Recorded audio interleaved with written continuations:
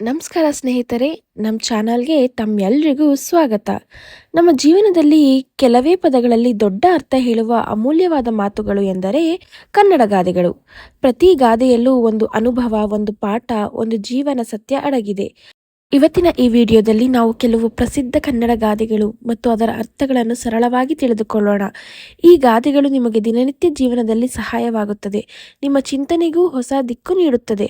ಹಾಗಾದರೆ ವಿಡಿಯೋನ ಕೊನೆಯವರೆಗೂ ನೋಡಿ. ನಿಮಗೆ ಯಾವ ಗಾದೆ ಹೆಚ್ಚು ಇಷ್ಟ ಆಯಿತು ಅಂತ ಕಾಮೆಂಟ್ನಲ್ಲಿ ಹೇಳೋದನ್ನು ಮಾತ್ರ ಮರಿಬೇಡಿ. ಬನ್ನಿ ವಿಡಿಯೋ ಶುರು ಮಾಡೋಣ. ಕನ್ನಡ ಗಾದೆಗಳು ಮತ್ತು ಅದರ ಅರ್ಥ ಭಾಗ 21. ವೇದ ಸುಳ್ಳಾದರೂ ಗಾದೆ ಸುಳ್ಳಾಗದು ಎಂಬ ಮಾತಿದೆ. ಗಾದೆಗಳು ನಾಣ್ಣುಡಿ, ಜನಸಾಮಾನ್ಯರ ಅನುಭವದ ಸಾರವೇ ಗಾದೆಗಳಾಗಿ ರೂಪುಗೊಂಡಿದೆ. ಗಾದೆಗಳನ್ನು ಸಾವಿರ ಮಾತಿನ ಸರದಾರ ಎಂದು ಕರೆಯುತ್ತಾರೆ. ಗಾದೆ ಮಾತುಗಳು ಜನಸಾಮಾನ್ಯರ ಆಡುಮಾತುಗಳಾಗಿವೆ. ಗಾದೆ 1.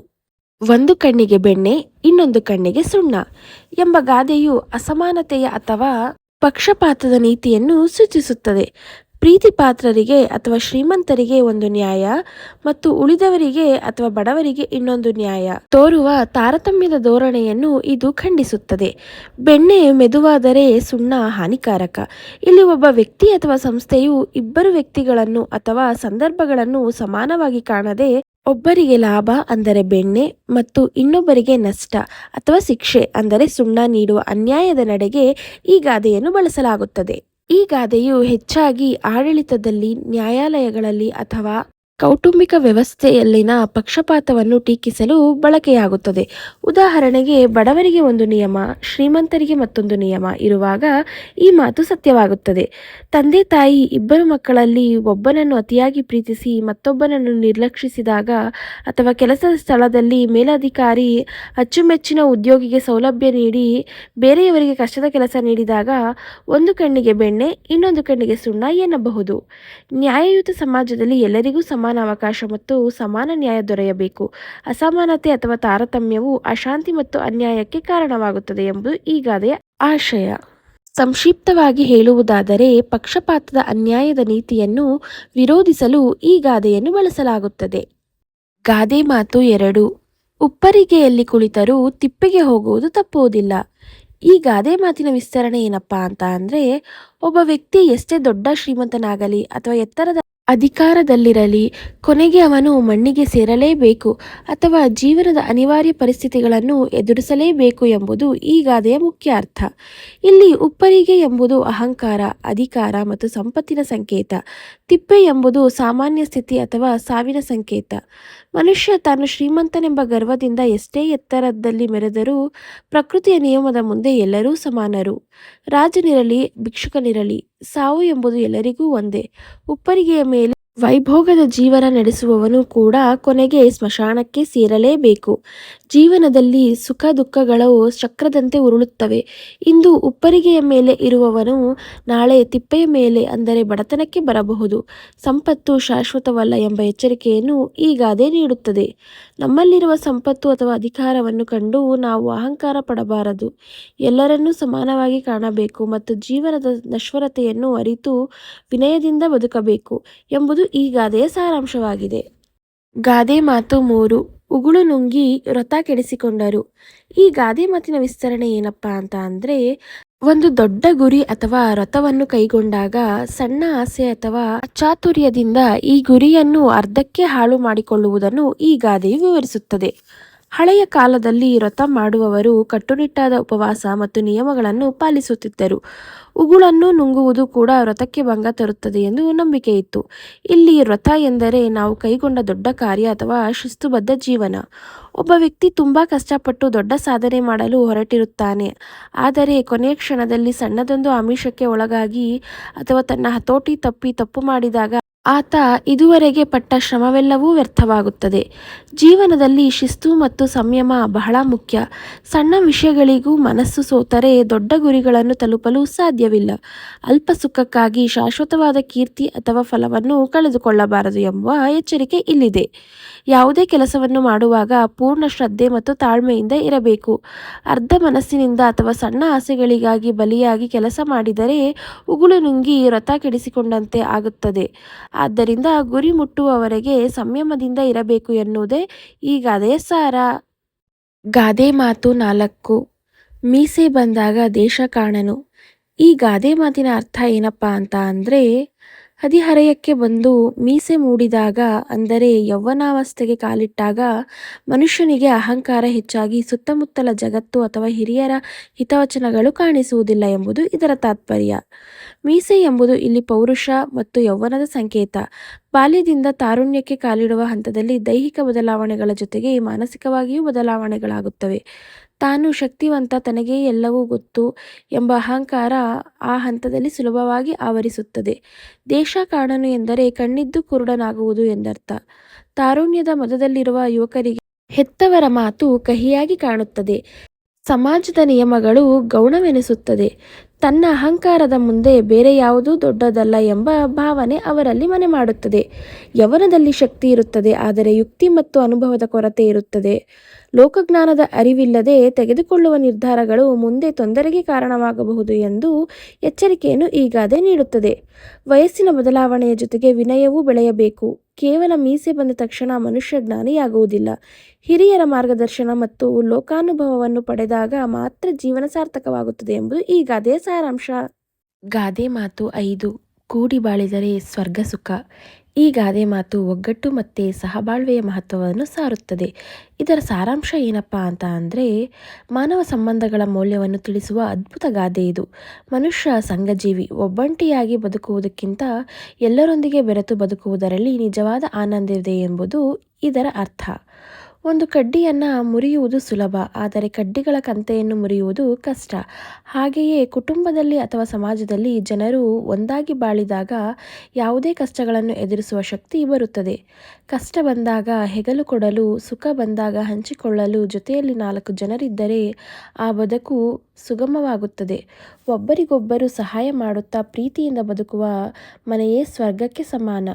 ಸ್ವಾರ್ಥ ಮತ್ತು ಒಂಟಿತನ ಮನುಷ್ಯನಿಗೆ ಅತೃಪ್ತಿ ತರುತ್ತದೆ, ಆದರೆ ಹೊಂದಾಣಿಕೆಯಿಂದ ಬದುಕಿದಾಗ ದ್ವೇಷ, ಅಸೂಯೆಗಳು ದೂರವಾಗಿ ಮನಸ್ಸಿಗೆ ನೆಮ್ಮದಿ ಸಿಗುತ್ತದೆ. ಹಲವು ನದಿಗಳು ಕೂಡಿ ಸಮುದ್ರವಾಗುವಂತೆ ಭಿನ್ನಾಭಿಪ್ರಾಯಗಳನ್ನು ಮರೆತು ಎಲ್ಲರೂ ಒಂದಾಗಿ ಬದುಕಿದರೆ ಈ ಭೂಮಿಯೇ ಸ್ವರ್ಗವಾಗುತ್ತದೆ. ವಿಭಕ್ತ ಕುಟುಂಬಗಳಿಂದ ಅವಿಭಕ್ತ ಕುಟುಂಬಗಳಲ್ಲಿ ಸಿಗುವ ಆನಂದ ಮತ್ತು ಸುರಕ್ಷತೆ ಈ ಗಾದೆ ಉತ್ತಮ ಉದಾಹರಣೆಯಾಗಿದೆ. ಸ್ವರ್ಗ ಎಲ್ಲೋ ಇಲ್ಲ, ಅದು ನಮ್ಮ ಸಂಘಟಿತ ಬದುಕಿನಲ್ಲಿದೆ. ಸಮಾಜದಲ್ಲಿ ಶಾಂತಿ ಮತ್ತು ಪ್ರಗತಿ ನೆಲೆಸಬೇಕಾದರೆ ಕೂಡಿ ಬಾಳುವುದು ಇಂದಿನ ಅಗತ್ಯವಾಗಿದೆ.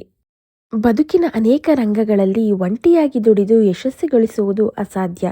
ಸೂಕ್ತ ಮಾಹಿತಿ ಮಾರ್ಗದರ್ಶನಕ್ಕಾಗಿ ನಾವು ಅನುಭವಿಗಳನ್ನು ಆಶ್ರಯಿಸಬೇಕು. ಹೀಗಾಗಿ ಸಹಕರಿಸದಿದ್ದರೆ ಯಾವ ಪ್ರಗತಿಯನ್ನು ತೋರಿಸುವುದು ಆಗದ ಕೆಲಸ ಎಂಬುದು ಈ ಗಾದೆಯು ಹೇಳುತ್ತದೆ. ಗಾದೆ ಮಾತು 6. ಕೈಗೆ ಎಟುಕದ ದ್ರಾಕ್ಷಿ ಹುಳಿ. ಈ ಗಾದೆ ಮನುಷ್ಯನ ಮನಸ್ಥಿತಿ ಮತ್ತು ಅಸಹಾಯಕತೆಯನ್ನು ಮಾರ್ಮಿಕವಾಗಿ ವಿವರಿಸುತ್ತದೆ. ನಮಗೆ ಯಾವುದಾದರೂ ವಸ್ತು ಅಥವಾ ಗುರಿ ಎಷ್ಟೇ ಪ್ರಯತ್ನಿಸಿದರೂ ಸಿಗದಿದ್ದಾಗ ಆ ವಸ್ತುವಿನಲ್ಲೇ ದೋಷವಿದೆ ಎಂದು ಹೇಳಿ ಸುಮ್ಮನಾಗುವ ಮನುಷ್ಯನ ಪ್ರವೃತ್ತಿಯನ್ನು ಇದು ಎತ್ತಿ ತೋರಿಸುತ್ತದೆ. ಈ ಗಾದೆಗೆ ಒಂದು ಹಿನ್ನೆಲೆ ಕಥೆ ಇದೆ. ಅದೇನಪ್ಪಾ ಅಂತ ಅಂದರೆ, ಒಂದು ನರಿ ತುಂಬ ಹಸಿದಿರುತ್ತದೆ. ಅದಕ್ಕೆ ಒಂದು ತೋಟದಲ್ಲಿ ಎತ್ತರಕ್ಕೆ ಬೆಳೆದಿರುವ ದ್ರಾಕ್ಷಿ ಗೊಂಚಲು ಕಾಣಿಸುತ್ತದೆ. ಅದನ್ನು ತಿನ್ನಲು ನರಿ ಪದೇ ಪದೇ ಜಿಗಿಯುತ್ತದೆ, ಆದರೆ ಎಷ್ಟೇ ಪ್ರಯತ್ನಿಸಿದರೂ ದ್ರಾಕ್ಷಿ ಸಿಗುವುದಿಲ್ಲ. ಕೊನೆಗೆ ಸುಸ್ತಾದ ನರಿ, ಈ ದ್ರಾಕ್ಷಿ ಇನ್ನೂ ಹಣ್ಣಾಗಿಲ್ಲ, ಇದು ತುಂಬ ಹುಳಿಯಾಗಿದೆ, ನನಗಿದು ಬೇಡ ಎಂದು ಹೇಳಿ ಅಲ್ಲಿಂದ ಹೊರಟು ಹೋಗುತ್ತದೆ. ಮನುಷ್ಯನಿಗೆ ತನ್ನ ಸೋಲನ್ನು ಒಪ್ಪಿಕೊಳ್ಳುವುದು ಕಷ್ಟ. ಯಾವುದನ್ನಾದರೂ ಪಡೆಯಲು ಅಸಮರ್ಥನಾದಾಗ ತನ್ನ ಕೌಶಲ್ಯದ ಕೊರತೆಯನ್ನು ಒಪ್ಪಿಕೊಳ್ಳುವ ಬದಲು ಆ ವಸ್ತುವೇ ಕೆಟ್ಟದ್ದು ಎಂದು ದೂರುತ್ತಾನೆ. ಸೋಲಿನಿಂದ ಉಂಟಾಗುವ ನಿರಾಸೆಯನ್ನು ಮರೆಮಾಚಲು ಮನಸ್ಸು ಮಾಡಿಕೊಳ್ಳುವ ಸುಳ್ಳು ಸಮಾಧಾನವಿದು. ಸತತ ಪ್ರಯತ್ನ ಮಾಡಿ ಗುರಿ ತಲುಪುವ ಬದಲು ಸುಲಭವಾಗಿ ಕೈಬಿಟ್ಟು ಆ ಗುರಿಯನ್ನೇ ಹೀಯಾಳಿಸುವುದು ಹೇಡಿತನದ ಲಕ್ಷಣ. ಜೀವನದಲ್ಲಿ ನಮಗೆ ಸಿಗದ ಅವಕಾಶಗಳ ಬಗ್ಗೆ ಅಥವಾ ವಸ್ತುಗಳ ಬಗ್ಗೆ ಅಸೂಯೆ ಪಡುವುದು ಅಥವಾ ಅವುಗಳನ್ನು ಕೀಳಾಗಿ ಕಾಣುವುದು ತಪ್ಪು. ನಮ್ಮ ಅಸಮರ್ಥತೆಯನ್ನು ಮುಚ್ಚಿಕೊಳ್ಳಲು ಬೇರೆಯವರನ್ನು ಅಥವಾ ಪರಿಸ್ಥಿತಿಯನ್ನು ದೂಷಿಸುವುದು ಸರಿಯಲ್ಲ. ಯಾವುದೇ ವಿಷಯದಲ್ಲಿ ಸೋಲನ್ನು ಘನತೆಯಿಂದ ಒಪ್ಪಿಕೊಳ್ಳಬೇಕು ಅಥವಾ ಅದನ್ನು ಸಾಧಿಸಲು ಮತ್ತಷ್ಟು ಶ್ರಮಿಸಬೇಕು. ಅಸಹಾಯತೆಯಿಂದ ವಸ್ತುವನ್ನು ದೂಷಿಸುವುದು ವ್ಯಕ್ತಿತ್ವದ ಶೋಭೆಯಲ್ಲ. ಜೀವನವನ್ನು ನೆಮ್ಮದಿಯಾಗಿ ನಡೆಸಬೇಕು ಎನ್ನುವ ಕಾತರ ಪ್ರತಿಯೊಬ್ಬರಿಗೂ ಇರುತ್ತದೆ. ಇದಕ್ಕಾಗಿ ಶ್ರೀಸಾಮಾನ್ಯರು ಮಾಡುವ ಪ್ರಯತ್ನಗಳು ಅನೇಕ. ತಮ್ಮ ಪ್ರಯತ್ನ ನಿಶ್ಚಿತ ಫಲವನ್ನು ಕೊಡದಿದ್ದಾಗ ನಿರಾಸೆ, ಜುಗುಪ್ಸೆ ಆಗುವುದು ಸಾಮಾನ್ಯ. ತಾನು ಪ್ರಯತ್ನಿಸಿದ ದ್ರಾಕ್ಷಿ ಸಿಗದಿದ್ದಾಗ ದ್ರಾಕ್ಷಿ ಹುಳಿಯೆಂದು ಮುಂದೆ ನಡೆದ ನರಿಯ ಕತೆ ಇದಕ್ಕೆ ಒಳ್ಳೆಯ ಉದಾಹರಣೆ. ಗಾದೆ ಮಾತು 7. ನಮ್ಮ ಬೆನ್ನು ನಮಗೆ ಕಾಣಲ್ಲ. ಈ ಗಾದೆ ಮಾತಿನ ವಿಸ್ತರಣೆ ಏನಪ್ಪಾ ಅಂತ ಅಂದರೆ, ನಮ್ಮ ಬೆನ್ನು ನಮಗೆ ಹೇಗೆ ನೇರವಾಗಿ ಕಾಣಿಸುವುದಿಲ್ಲವೋ ಹಾಗೆಯೇ ಮನುಷ್ಯನಿಗೆ ತನ್ನಲ್ಲಿರುವ ತಪ್ಪುಗಳು ಅಥವಾ ದೋಷಗಳು ಸುಲಭವಾಗಿ ಅರಿವಿಗೆ ಬರುವುದಿಲ್ಲ ಎಂಬುದು ಈ ಗಾದೆಯ ಮುಖ್ಯ ಆಶಯ. ನಾವು ಬೇರೆಯವರ ಸಣ್ಣ ತಪ್ಪುಗಳನ್ನು ಬಹಳ ಬೇಗ ಗುರುತಿಸುತ್ತೇವೆ ಮತ್ತು ಟೀಕಿಸುತ್ತೇವೆ, ಆದರೆ ನಮ್ಮಲ್ಲಿರುವ ದೊಡ್ಡ ತಪ್ಪುಗಳನ್ನು ನಾವು ಗಮನಿಸುವುದೇ ಇಲ್ಲ ಅಥವಾ ಅವುಗಳನ್ನು ಸಮರ್ಥಿಸಿಕೊಳ್ಳಲು ಪ್ರಯತ್ನಿಸುತ್ತೇವೆ. ನಮ್ಮ ಕಣ್ಣುಗಳು ಹೊರಗಿನ ಪ್ರಪಂಚವನ್ನು ನೋಡಲು ಸೃಷ್ಟಿಯಾಗಿವೆ, ಹಾಗಾಗಿ ನಮಗೆ ಪರರ ನಡೆನುಡಿಗಳ ಬೇಗ ಗೋಚರಿಸುತ್ತವೆ. ಆದರೆ ನಮ್ಮ ಅಂತರಂಗದ ಕನ್ನಡಿ ಅಥವಾ ಆತ್ಮಾವಲೋಕನ ಮಾಡಿಕೊಂಡಾಗ ಮಾತ್ರ ನಮ್ಮ ತಪ್ಪುಗಳು ನಮಗೆ ಸಾಧ್ಯ. ಮನುಷ್ಯನು ಅಹಂಕಾರದಿಂದ ನಾನು ಮಾಡುವುದೆಲ್ಲವೂ ಸರಿ ಎಂಬ ಭ್ರಮೆಯಲ್ಲಿರುತ್ತಾನೆ. ಇದರಿಂದ ತನ್ನ ಬೆನ್ನಿನ ಹಿಂದಿರುವ ದೋಷಗಳು ಅವನಿಗೆ ಗೋಚರವಾಗುತ್ತವೆ. ಬೇರೆಯವರು ನಮ್ಮ ತಪ್ಪುಗಳನ್ನು ಎತ್ತಿ ತೋರಿಸಿದಾಗ ಕೋಪಗೊಳ್ಳುವ ಬದಲು ಅದನ್ನು ನಮ್ಮ ಬೆನ್ನನ್ನು ಕನ್ನಡಿಯ ಮೂಲಕ ನೋಡಿದಂತೆ ಭಾವಿಸಿ ನಮ್ಮನ್ನು ನಾವು ತಿದ್ದುಕೊಳ್ಳಬೇಕು. ಬೇರೆಯವರನ್ನು ಟೀಕಿಸುವ ಮೊದಲು ನಮ್ಮನ್ನು ನಾವು ಪರೀಕ್ಷಿಸಿಕೊಳ್ಳಬೇಕು. ನಮ್ಮ ದೋಷಗಳನ್ನು ನಾವು ಅರಿತು ತಿದ್ದುಕೊಂಡಾಗ ಮಾತ್ರ ಜೀವನದಲ್ಲಿ ಪ್ರಗತಿ ಸಾಧಿಸಲು ಸಾಧ್ಯ ಎಂಬುದು ಈ ಗಾದೆಯ ಸಾರ. ನಮ್ಮ ಬೆನ್ನು ನಮಗೆ ಕಾಣುವುದಿಲ್ಲ ಎನ್ನುವುದು ಎಲ್ಲರಿಗೂ ತಿಳಿದದ್ದೇ. ಆದರೂ ಈ ಮಾತಿನ ಅರ್ಥವೇನು? ಇಲ್ಲಿ ಬೆನ್ನು ಎಂದರೆ ಬೆನ್ನಲ್ಲ, ಹುಳುಕು, ತಪ್ಪು, ದೋಷ, ಅವಗುಣ ಅಂತ. ನಮ್ಮ ತಪ್ಪು ನಮಗೆ ತಿಳಿದರೆ ನಾವು ಅದನ್ನು ತಿದ್ದುಕೊಳ್ಳುತ್ತೇವೆ. ನಮಗೆ ಗೊತ್ತಿಲ್ಲದೆ ಆದ ತಪ್ಪನ್ನು ಬೇರೆಯವರು ತೋರಿಸಿದರೆ ಸಿಟ್ಟಾಗದೆ ಕ್ಷಮೆಯಾಚಿಸಿ ತಿದ್ದುಕೊಳ್ಳುವುದು ವಿವೇಕ. ಗಾದೆ ಮಾತು 8. ಬೇವು ಹಾಕಿದರೆ ಮಾವು ಬೆಳೆಯುವುದೇ? ಪ್ರತಿಯೊಂದು ಪ್ರತಿಕ್ರಿಯೆಗೂ ಒಂದು ಕಾರಣವಿದ್ದೇ ಇರುತ್ತದೆ ಎನ್ನುವುದು ವಿಜ್ಞಾನ. ಇದು ಪ್ರಕೃತಿ ನಿಯಮವೂ ಹೌದು. ಆದರೆ ಕೆಲವು ಬಾರಿ ಕಾರಣ ಮತ್ತು ಪರಿಣಾಮವು ಎಲ್ಲೆಲ್ಲೋ ಇದ್ದು ಒಂದಕ್ಕೊಂದು ಪೂರಕವಾಗಿರುವುದಿಲ್ಲ. ತೆಂಗಿನ ಮರವನ್ನು ಚೇಳು ಕಡಿದರೆ ಈಚಲ ಮರ ಊದಿಕೊಂಡಿತು ಎನ್ನುವ ಹಳೆಯ ಗಾದೆ ಈ ಮಾತನ್ನು ವಿವರಿಸುತ್ತದೆ. ಗಾದೆ ಮಾತು 8. ಬೇವು ಹಾಕಿದರೆ ಮಾವು ಬೆಳೆಯುವುದೇ ಎಂಬ ಗಾದೆ ಮಾತಿನ ವಿಸ್ತರಣೆ ಇಲ್ಲಿದೆ. ಕೈ ಕೆಸರಾದರೆ ಬಾಯಿ ಮೊಸರು ಎಂಬಂತೆ ನಾವು ಮಾಡುವ ಕೆಲಸಕ್ಕೆ ತಕ್ಕಂತೆ ನಮಗೆ ಫಲ ಸಿಗುತ್ತದೆ ಎಂಬುದನ್ನು ಈ ಗಾದೆ ಅತ್ಯಂತ ಪರಿಣಾಮಕಾರಿಯಾಗಿ ತಿಳಿಸಿಕೊಡುತ್ತದೆ. ಬೇವಿನ ಬೀಜವನ್ನು ಬಿತ್ತಿ ಮಾವಿನ ಹಣ್ಣನ್ನು ನಿರೀಕ್ಷಿಸುವುದು ಹೇಗೆ ಸಾಧ್ಯವಿಲ್ಲವೋ ಹಾಗೆಯೇ ಕೆಟ್ಟ ಕೆಲಸಗಳನ್ನು ಮಾಡಿ ಒಳ್ಳೆಯ ಫಲಿತಾಂಶವನ್ನು ನಿರೀಕ್ಷಿಸುವುದು ತಪ್ಪು ಎಂಬುದು ಇದರ ತಾತ್ಪರ್ಯ. ಪ್ರಕೃತಿಯ ನಿಯಮದಂತೆ ಯಾವ ಬೀಜವನ್ನು ಬಿತ್ತುತ್ತೇವೆಯೋ ಅದೇ ಗಿಡ ಬೆಳೆಯುತ್ತದೆ. ಬೇವಿನ ಬೀಜ ಬಿತ್ತಿದರೆ ಕಹಿಯಾದ ಬೇವಿನ ಮರವೇ ಬೆಳೆಯುತ್ತದೆ ಹೊರತು ಸಿಹಿಯಾದ ಮಾವಿನ ಮರವಲ್ಲ. ಅದೇ ರೀತಿ ನಮ್ಮ ಜೀವನದಲ್ಲಿ ನಾವು ಮಾಡುವ ಕರ್ಮಗಳೇ ನಮಗೆ ಫಲವನ್ನು ನೀಡುತ್ತವೆ. ಒಬ್ಬ ವ್ಯಕ್ತಿ ಇತರರಿಗೆ ತೊಂದರೆ ಕೊಡುತ್ತಾ ಕೆಟ್ಟ ದಾರಿಯಲ್ಲಿ ನಡೆಯುತ್ತಾ ತನಗೆ ಗೌರವ ಮತ್ತು ಸುಖ ಸಿಗಬೇಕೆಂದು ಬಯಸಿದರೆ ಅದು ಅಸಾಧ್ಯ. ನಾವು ಇತರರಿಗೆ ಪ್ರೀತಿ ಮತ್ತು ಗೌರವ ನೀಡಿದರೆ ಮಾತ್ರ ನಮಗೂ ಅದು ಮರಳಿ ಸಿಗುತ್ತದೆ. ಪರೀಕ್ಷೆಯಲ್ಲಿ ಓದದೆ ಉತ್ತಮ ಅಂಕಗಳನ್ನು ನಿರೀಕ್ಷಿಸುವುದು ಅಥವಾ ಸೋಮಾರಿಯಾಗಿ ಕೆಲಸ ಮಾಡದೆ ಶ್ರೀಮಂತನಾಗಬೇಕೆಂದು ಬಯಸುವುದು ಬೇವನ್ನಿಟ್ಟು ಮಾವನ್ನರಸುವಷ್ಟೇ ವ್ಯರ್ಥ. ಬಾಲ್ಯದಲ್ಲಿ ಮಕ್ಕಳಿಗೆ ಒಳ್ಳೆಯ ಸಂಸ್ಕಾರ ನೀಡದಿದ್ದರೆ ಅವರು ದೊಡ್ಡವರಾದ ಮೇಲೆ ಸತ್ಪ್ರಜೆಗಳಾಗುತ್ತಾರೆ ಎಂದು ನಂಬುವುದು ಕಷ್ಟ. ಅಡಿಪಾಯ ಸರಿಯಾಗಿದ್ದರೆ ಮಾತ್ರ ಕಟ್ಟಡ ಗಟ್ಟಿಯಾಗಿರುತ್ತದೆ. ಈ ಗಾದೆಯ ಸಾರಾಂಶ ಏನಪ್ಪಾ ಅಂತಂದರೆ, ಒಳ್ಳೆಯ ಫಲ ಬೇಕೆಂದರೆ ನಾವು ಮಾಡುವ ಕೆಲಸ ಅಥವಾ ಬಿತ್ತುವ ಬೀಜವೂ ಕೂಡ ಅಷ್ಟೇ ಉತ್ತಮವಾಗಿರಬೇಕು. ನಾವು ಸುಖವಾಗಿರಬೇಕೆಂದರೆ ನಮ್ಮ ಆಲೋಚನೆಗಳು, ಕೆಲಸಗಳು ಸದಾ ಸನ್ಮಾರ್ಗದಲ್ಲಿರಬೇಕು ಎಂಬುದು ಈ ಗಾದೆಯ ಸಾರ. ಗಾದೆ ಮಾತು 9. ಹೂವಿರುವುದು ದುಂಬಿಗಾಗಿ. ಈ ಗಾದೆ ಮಾತಿನ ವಿಸ್ತರಣೆ ಏನಪ್ಪಾ ಅಂತ ಅಂದರೆ, ಪ್ರಕೃತಿಯಲ್ಲಿ ಪ್ರತಿಯೊಂದು ವಸ್ತುವಿಗೂ ಒಂದು ನಿರ್ದಿಷ್ಟ ಉದ್ದೇಶವಿರುತ್ತದೆ. ಹೂವಿರುವುದು ದುಂಬಿಗಾಗಿ ಎಂಬ ಗಾದೆಯು ನಿಸರ್ಗದ ಅನ್ಯೋನ್ಯತೆ ಮತ್ತು ಪರೋಪಕಾರದ ಗುಣವನ್ನು ಬಹಳ ಸುಂದರವಾಗಿ ವಿವರಿಸುತ್ತದೆ. ಹೂವು ಅರಳುವುದು ಕೇವಲ ತನ್ನ ಅಂದಕ್ಕಲ್ಲ, ಬದಲಾಗಿ ದುಂಬಿಗೆ ಮಕರಂದವನ್ನು ನೀಡಲು. ಅಂದರೆ ಸೃಷ್ಟಿಯಲ್ಲಿರುವ ಪ್ರತಿಯೊಂದು ಒಳ್ಳೆಯ ವಸ್ತುವು ಇನ್ನೊಬ್ಬರ ಹಿತಕ್ಕಾಗಿ ಅಥವಾ ಉಪಯೋಗಕ್ಕಾಗಿ ಇರುತ್ತದೆ ಎಂಬುದು ಇದರ ಆಶಯ. ಹೂವು ತಾನು ಸುಗಂಧ ಬೀರಿ ಮಕರಂದವನ್ನು ತುಂಬಿಸಿಕೊಂಡು ದುಂಬಿಯ ಬರುವಿಕೆಗಾಗಿ ಕಾಯುತ್ತದೆ. ಇದು ನಿಸ್ವಾರ್ಥ ಸೇವೆಯ ಸಂಕೇತ. ಮನುಷ್ಯನು ಸಹ ತನ್ನಲ್ಲಿರುವ ಜ್ಞಾನ, ಸಂಪತ್ತು ಅಥವಾ ಕೌಶಲ್ಯವನ್ನು ಸಮಾಜದ ಒಳಿತಿಗಾಗಿ ಬಳಸಬೇಕು. ಹೂವು ದುಂಬಿಗೆ ಆಹಾರ ನೀಡಿದರೆ ಪ್ರತಿಯಾಗಿ ದುಂಬಿಯು ಪರಾಗಸ್ಪರ್ಶಕ್ಕೆ ಸಹಾಯ ಮಾಡಿ ಹೂವಿನ ಸಂತತಿ ಬೆಳೆಯಲು ಕಾರಣವಾಗುತ್ತದೆ. ಜೀವನದಲ್ಲಿ ಒಬ್ಬರಿಗೊಬ್ಬರು ಸಹಾಯ ಮಾಡಿಕೊಳ್ಳುತ್ತಾ ಬದುಕಬೇಕು ಎಂಬುದು ಇದು ಕಲಿಸುತ್ತದೆ. ಹೂವಿನ ಮಕರಂದವು ದುಂಬಿಗೆ ಮಾತ್ರ ದಕ್ಕುತ್ತದೆ. ಹಾಗೆಯೇ ಜಗತ್ತಿನಲ್ಲಿರುವ ಶ್ರೇಷ್ಠ ವಿದ್ಯೆ ಅಥವಾ ಅವಕಾಶಗಳು ಅದನ್ನು ಹುಡುಕಿಕೊಂಡು ಶ್ರಮಿಸುವವರಿಗೆ ಮಾತ್ರ ದೊರೆಯುತ್ತದೆ. ಹೂವು ಸುಮ್ಮನೆ ಅರಳಿ ಉದುರಿ ಹೋದರೆ ಅದಕ್ಕೆ ಸಾರ್ಥಕತೆ ಇಲ್ಲ.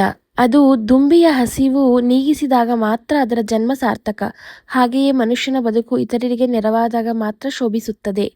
ಈ ಗಾದೆಯ ಸಾರಾಂಶ ಏನಪ್ಪಾ ಅಂತ ಅಂದ್ರೆ, ಪರೋಪಕಾರಾರ್ಥಂ ಇದಂ ಶರೀರಂ ಎಂಬಂತೆ ನಮ್ಮಲ್ಲಿರುವ ಒಳ್ಳೆಯ ಗುಣಗಳು ಮತ್ತು ಸಾಮರ್ಥ್ಯಗಳು ಇತರರ ಏಳಿಗೆಗೆ ಪೂರಕವಾಗಿರಬೇಕು. ನಿಸ್ವಾರ್ಥ ಭಾವನೆಯಿಂದ ಬದುಕುವುದೇ ಜೀವನದ ಪರಮೋದ್ದೇಶ ಎಂಬುದು ಈ ಗಾದೆಯ ಸಾರ. ಗಾದೆ ಮಾತು 10. ಚಾಡಿ ಮಾತಿನಿಂದ ಚಾವಡಿ ಹಾಳಾಯಿತು. ಈ ಗಾದೆ ಮಾತಿನ ವಿಸ್ತರಣೆ ಏನಪ್ಪಾ ಅಂತ ಅಂದ್ರೆ, ಮಾತು ಮುತ್ತಿನಂತಿರಬೇಕು ಎನ್ನುತ್ತಾರೆ. ಆದರೆ ಅದೇ ಮಾತು ಅಪಪ್ರಚಾರ ಅಥವಾ ಚಾಡಿಯ ರೂಪ ಪಡೆದರೆ ಅದು ಎಂತಹ ಭದ್ರವಾದ ಸಂಬಂಧ ಅಥವಾ ಸಂಸ್ಥೆಯನ್ನಾದರೂ ನಾಶ ಮಾಡಬಲ್ಲದು ಎಂಬುದು ಈ ಗಾದೆಯು ಎಚ್ಚರಿಸುತ್ತದೆ. ಚಾಡಿ ಎಂದರೆ ಒಬ್ಬರ ಬಗ್ಗೆ ಇಲ್ಲದ ಸಲ್ಲದ್ದನ್ನು ಮತ್ತೊಬ್ಬರ ಮುಂದೆ ಹೇಳಿ ಚಿತಾವಣೆ ಮಾಡುವುದು. ಚಾವಡಿ ಎಂದರೆ ಹಳ್ಳಿಯ ನ್ಯಾಯ ತೀರ್ಮಾನ ಮಾಡುವ ಜಾಗ ಅಥವಾ ಒಂದು ಒಕ್ಕೂಟ. ಅಂದರೆ ಚಾಡಿ ಮಾತುಗಳಿಂದ ಒಂದು ಸುಸಂಸ್ಕೃತವಾದ ಸಮಾಜ ಅಥವಾ ಕುಟುಂಬವನ್ನೇ ನಾಶವಾಗುತ್ತದೆ ಎಂಬುದು ಇದರ ತಾತ್ಪರ್ಯ. ಯಾವುದೇ ಸಂಬಂಧ ಅಥವಾ ಸಮಾಜ ನಂಬಿಕೆಯ ಮೇಲೆ ನಿಂತಿರುತ್ತದೆ. ಚಾಡಿ ಹೇಳುವವರು ವ್ಯಕ್ತಿಗಳ ನಡುವೆ ತಪ್ಪು ತಿಳುವಳಿಕೆ ಉಂಟುಮಾಡಿ ಆ ನಂಬಿಕೆಯನ್ನು ಅಲುಗಾಡಿಸುತ್ತಾರೆ.